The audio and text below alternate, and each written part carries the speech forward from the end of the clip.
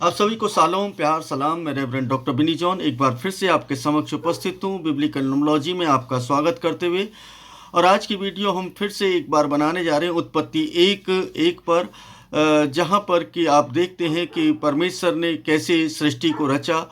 और जो हमारा उद्देश्य है वो ये है कि हम आपको ये बता पाएँ कि जो बाइबल है पूरी न्यूमरिकल है, और किस तरीके से न्यूमरिकल है उसको है ना आप बाइबल से ही देखें तो ज़्यादा बेहतर रहेगा। हमारे कहने से नहीं बल्कि बाइबल के तमाम उन तथ्यों को आप जांचें परखें और आप समझें कि परमेश्वर ने जो भी कुछ इस दुनिया के अंदर बनाया है, जो भी कुछ किया है, वो सब न्यूमरिकल है। और हिब्रू बाइबल को है ना जब हम देखते हैं तो वो भी पूरी न्यूमरिकल है।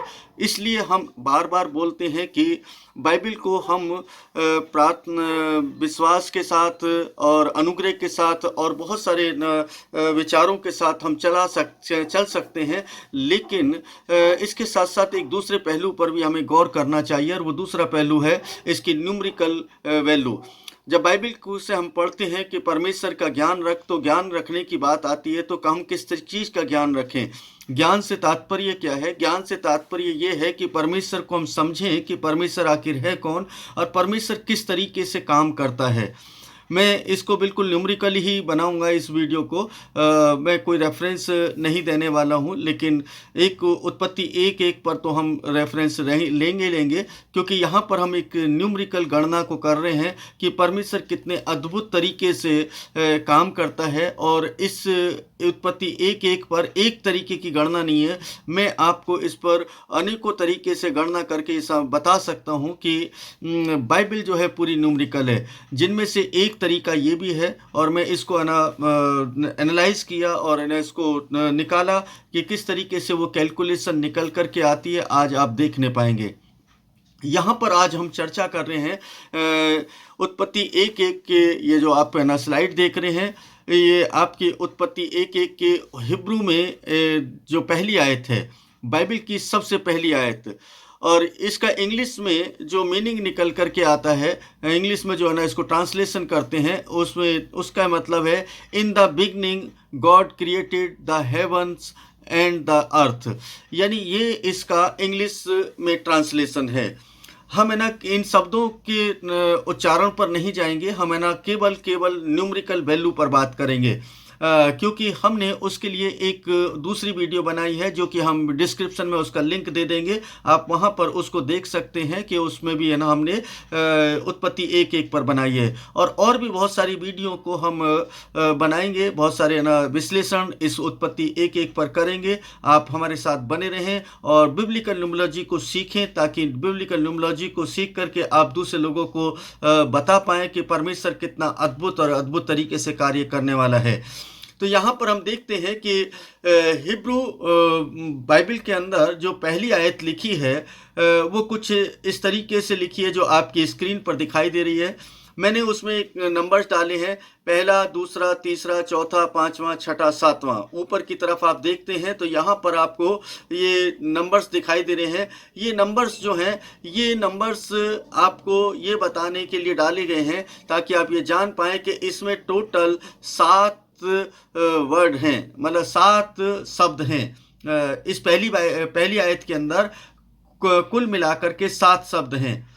हमने दूसरा ना इसकी कैलकुलेशन भी की है, और इसकी कैलकुलेशन करने के लिए हमने क्या किया है कि इसके नीचे है ना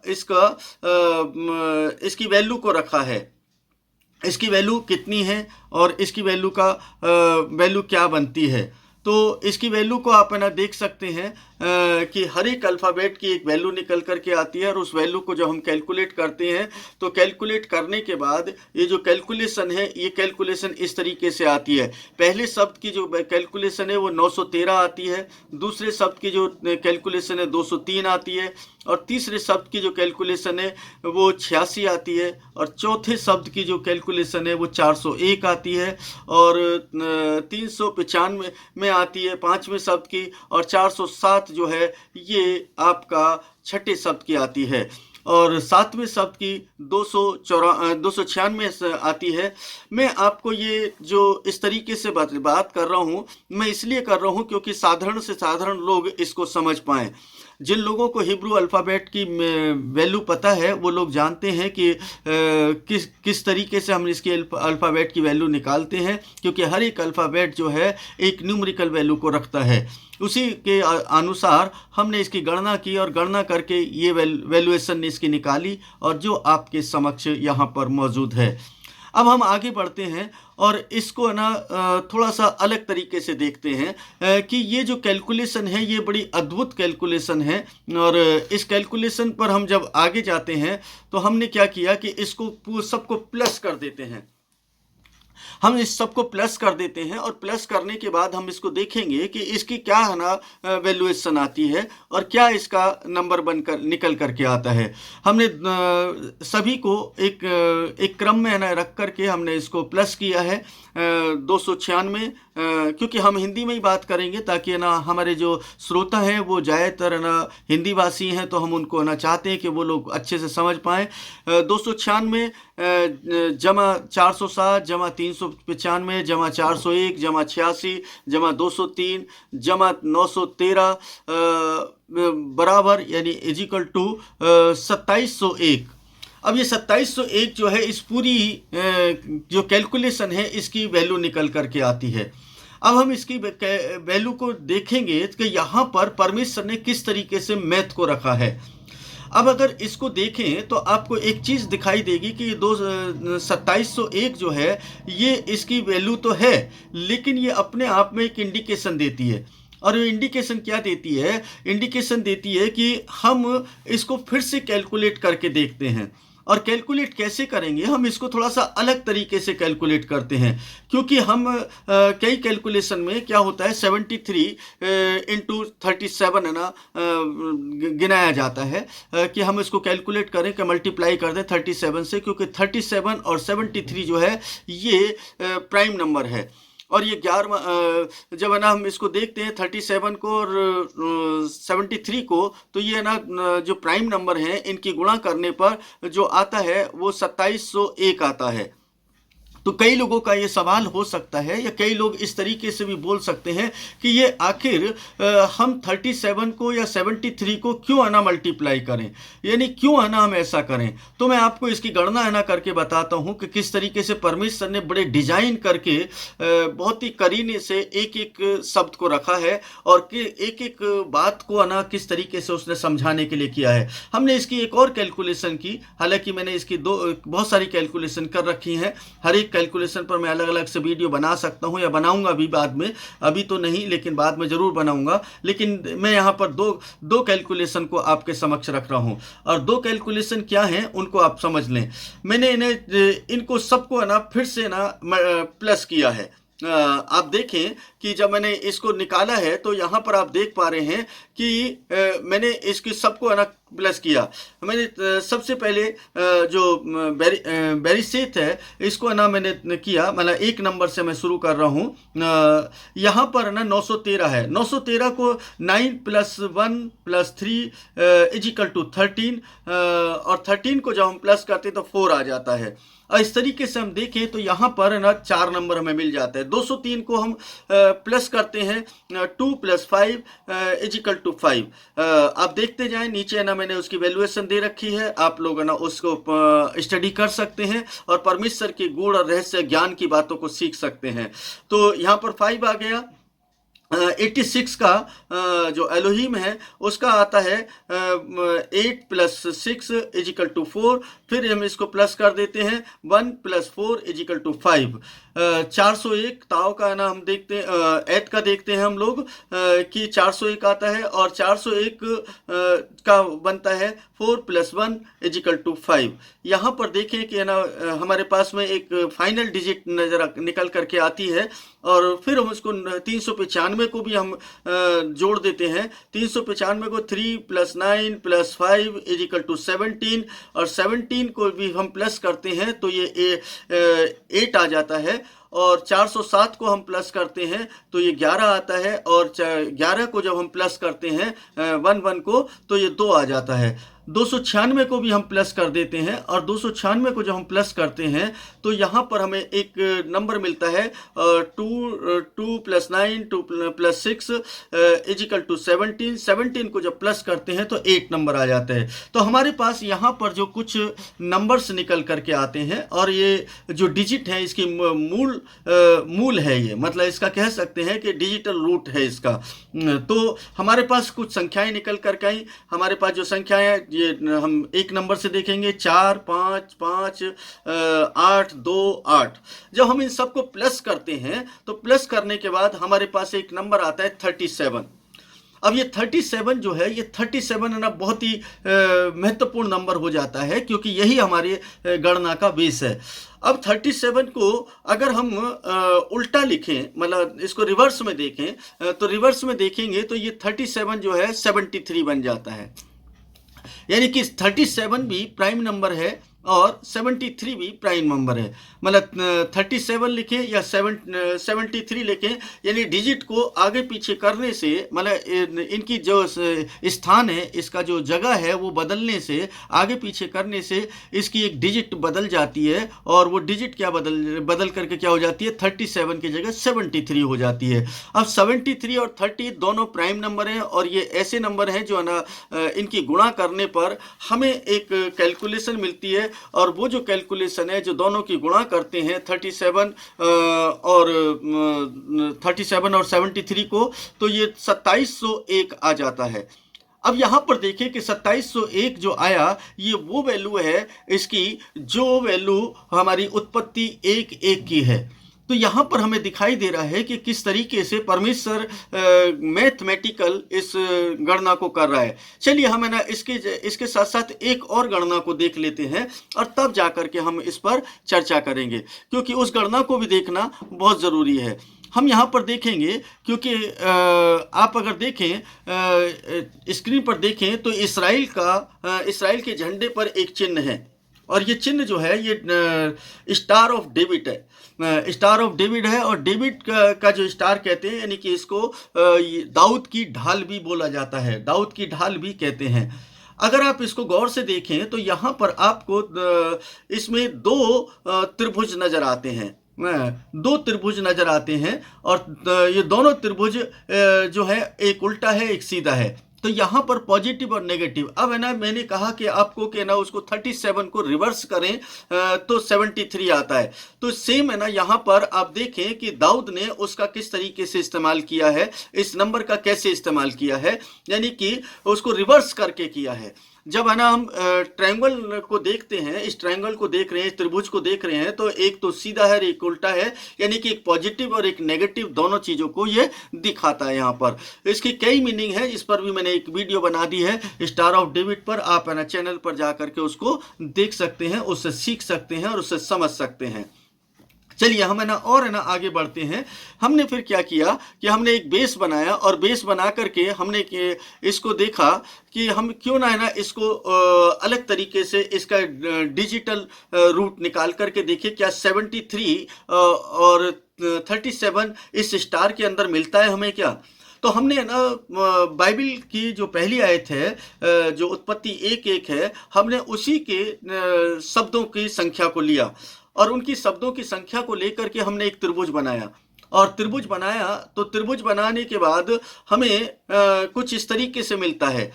हमने 7 जो स्टार हैं नीचे रखे, और ऊपर 6 रखे, फिर 5 रखे, फिर 4 रखे, फिर 3 रखे, फिर 2 रखे, और फिर 1 रखा।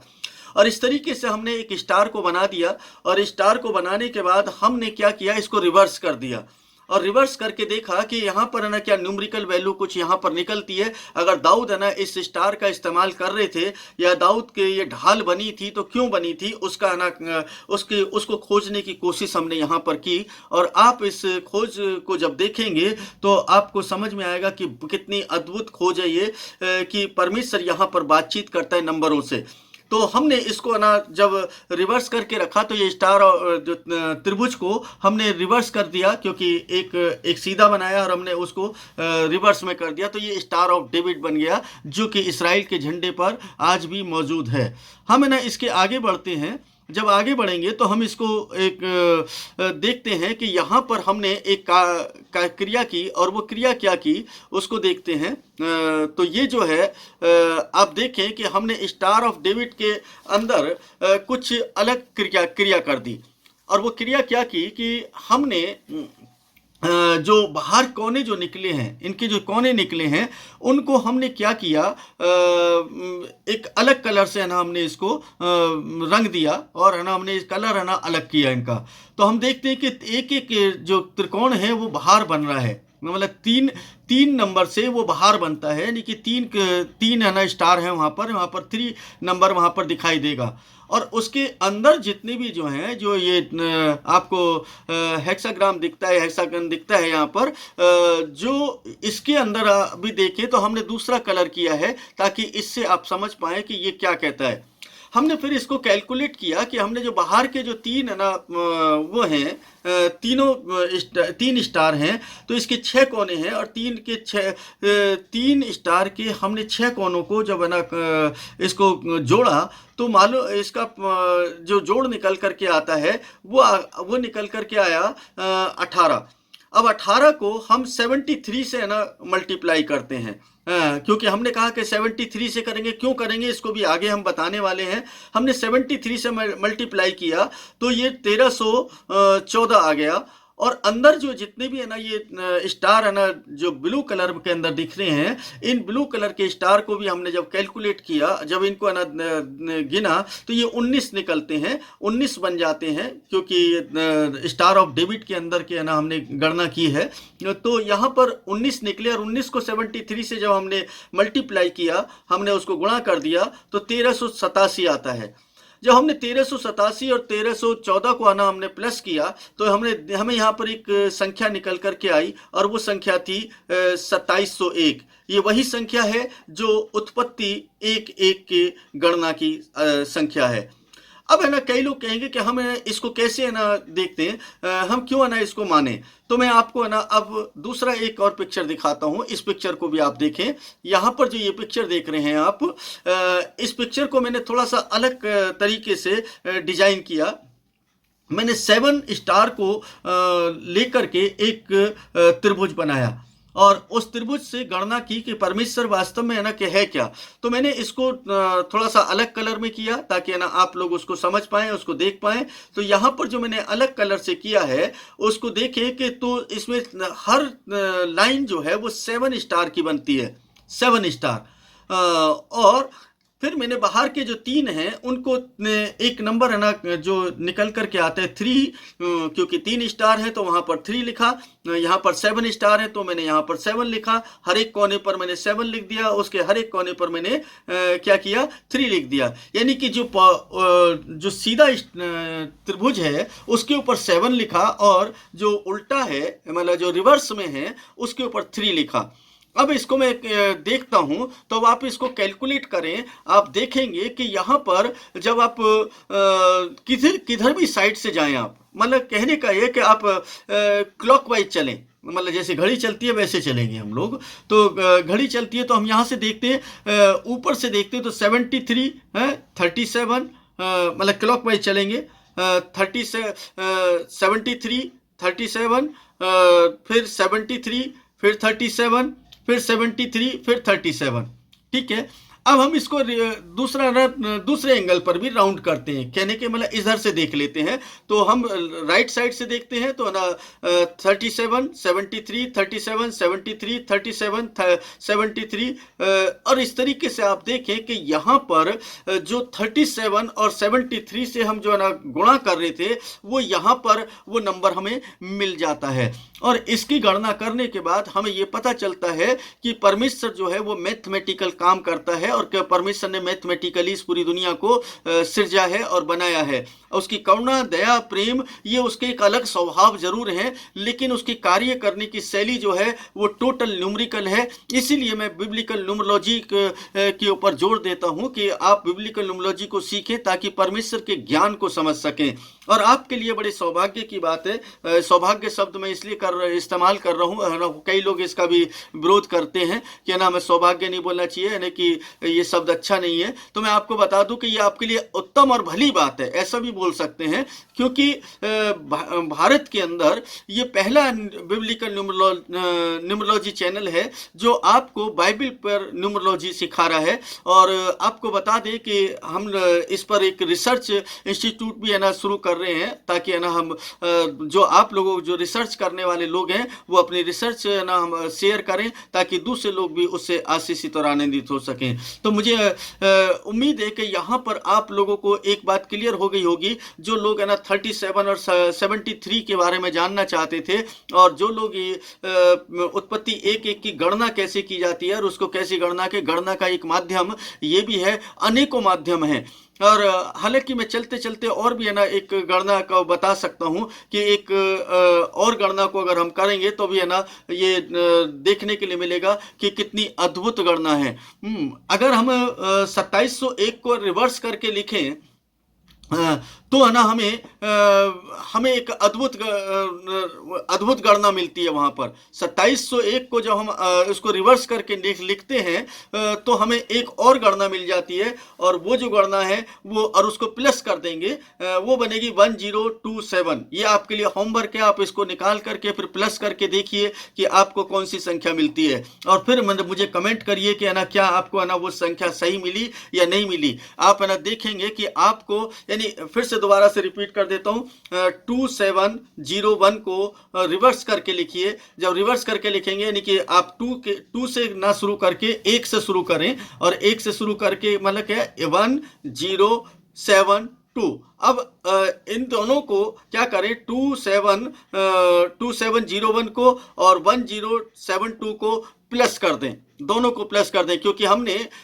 स्टार ऑफ डेविड को क्या किया, प्लस और माइनस करके रखा है, ताकि ना हम उसको देख सकें, क्योंकि दाऊद का स्टार है, ये दाऊद ने बनाया है, क्योंकि मैंने नहीं बनाया है, इसलिए गणना भी मैं वहीं से कर रहा हूं। और जो भी बाइबल की गणना है वो बिब्लिकल है और उससे बाहर कहीं पर भी नहीं है। तो मुझे उम्मीद है कि आप लोगों को ये गणना बहुत अच्छी लगेगी, और जब उसकी गणना आप कर लें तो मुझे जरूर कमेंट करें कि आपका ना आंसर क्या आता है, तब है ना मैं आपको बता पाऊंगा कि है ना आप कितने अच्छे है ना सीखने वाले हैं और कितना अच्छा परमेश्वर का ज्ञान अर्जित करने की कोशिश कर रहे हैं। और अगर आप है ना उसकी गणना को समझ गए तो समझ लीजिए कि आप परमेश्वर के ज्ञान को, परमेश्वर के कार्य करने की शैली को समझ जाएंगे, और परमेश्वर आपसे बेहद प्रेम करेंगे, और परमेश्वर के प्रेम के कारण आप परमेश्वर की तमाम उन उत्तम आशीषों को प्राप्त कर सकते हैं जो आशीष आप प्राप्त करने वाले हैं।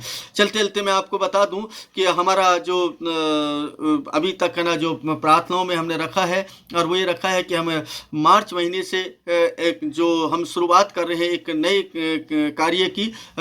वो नया कार्य ये नहीं कि हमको है ना मिशन खड़ा कर रहे हैं, बहुत सारे लोगों को लगेगा, तो ऐसा कुछ नहीं है, बल्कि हम एक रिसर्च इंस्टीट्यूट की है ना स्थापना है ना शुरू कर रहे हैं। उसकी फाउंडेशन हम शुरू करने जा रहे हैं मार्च महीने से।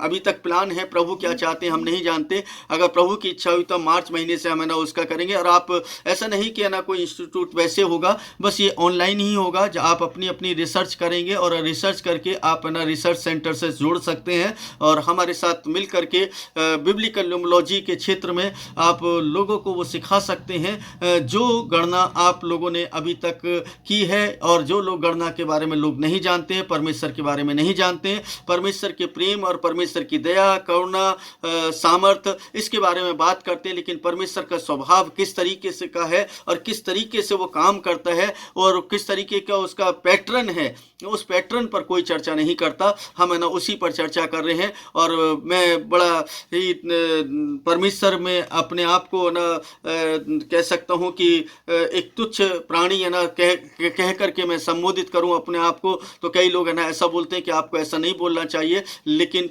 बाइबल के अनुसार मैं मात्र धूल ही हूँ और मैं कुछ भी नहीं हूँ। और मैं चाहता चाहता हूँ कि जब परमेश्वर ने मुझे खड़ा किया इस भारतवर्ष के अंदर बिब्लिकल न्यूमरोलॉजिस्ट के रूप में, मैं पहला व्यक्ति हूँ जो भारत के अंदर है ना बिब्लिकल न्यूमरोलॉजिस्ट सिखा रहा हूँ। और आप लोग है ना सीख सकते हैं और बड़ी सरल भाषा के अंदर आप लोगों को सीखने के लिए मिलेगा। आप जुड़ सकते हैं, लेकिन जितने लोग भी जुड़ना चाहते हैं मेहरबानी से वो लोग लगातार बने रहेंगे तभी सीख पाएंगे। अगर आप स्किप कर करके से आएंगे तो ना शायद नहीं सीख पाएंगे, क्योंकि मैं चाहता हूं कि आप पूरी रीति से अच्छे से उसको सीख लें और परमेश्वर को समझ पाएं और परमेश्वर की गणना कर पाएं, परमेश्वर के ज्ञान को समझ पाएं, मर्म को समझ पाएं। और जो व्यक्ति जहां जिस चर्च के अंदर है वहीं पर चर्च में जाए और अपने चर्च के प्रति है ना वफादार रहे, एक दूसरे के चर्च को है ना कभी भी डिस्टर्ब ना करें। ये मेरी है ना आपसे रिक्वेस्ट है, क्योंकि जो व्यक्ति जहाँ पर है वहीं पर ना अच्छा है, वहीं रह करके भी वो बहुत कुछ प्राप्त कर सकता है।